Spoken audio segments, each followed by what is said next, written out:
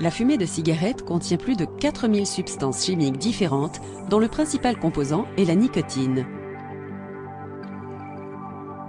La nicotine est un liquide incolore que l'on trouve à l'état naturel dans la plante appelée tabac.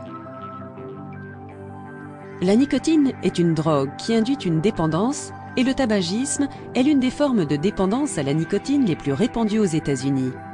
Le tabagisme, qui touche l'ensemble de la population mondiale, provoque l'apparition de maladies directement liées à la fumée de cigarette. Les effets de la nicotine sur le cerveau et le corps sont complexes. En fumant une cigarette, le fumeur absorbe environ 1 à 2 mg de nicotine. Il ressent alors immédiatement une sensation de plénitude due à la stimulation des glandes surrénales par la nicotine et donc à une sécrétion d'épinéphrine, également appelée adrénaline. Ce pic d'adrénaline stimule l'organisme et provoque une hausse de la tension artérielle et une accélération du rythme respiratoire et du rythme cardiaque.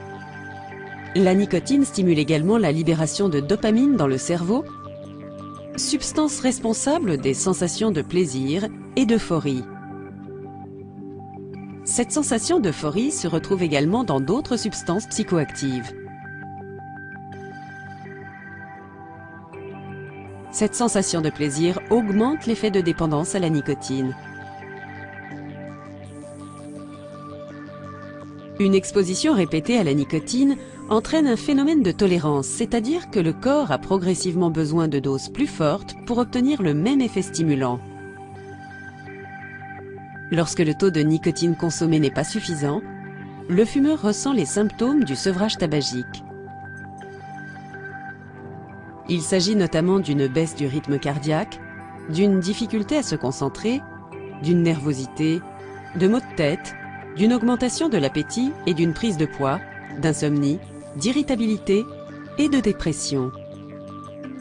Ces symptômes diminuent avec le temps, mais les effets secondaires du sevrage tabagique sont un obstacle à surmonter lorsqu'on arrête de fumer.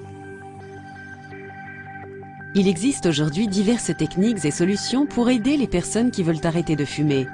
N'hésitez pas à rencontrer un professionnel de la santé pour connaître la solution qui vous convient le mieux.